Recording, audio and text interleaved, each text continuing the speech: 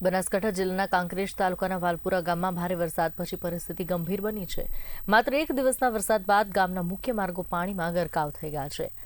વાહન વ્યવહાર બંધ થઈ ગયો છે। હોસ્પિટલ પહોંચવાનો રસ્તો ડૂબી ગયો છે।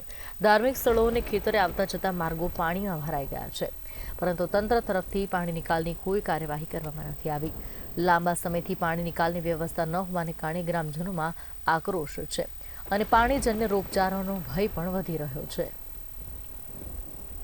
વાલપુરામાં સતત એક દિવસ વરસાદ પડવાથી ચારે બાજુ પાણી ભરાઈ ગયા છે અને ગામનો મેઇન રસ્તો છે જવા માટેનો, અને અચાનક કોઈ ઘટના બને કે બેન દીકરીની ડિલિવરી હોય કે ચાહે કોઈનું મૃત્યુ થઈ ગયું હોય તો કંઈક લઈ જવા માટે લોકોને તકલીફ પડી, સાધન પણ નીકળી શકે એમ નથી। એટલે વહેલી તકે પાણીનો કોઈ નિકાલ કરે અને કોઈ મોટી ઘટના બને એની પહેલાં આનો નિકાલ કરવા તંત્રની વિનંતી અને સરપંચશ્રીને પણ વિનંતી છે કે તાત્કાલિક ધોરણે અને કંઈક પગલાં ભરે।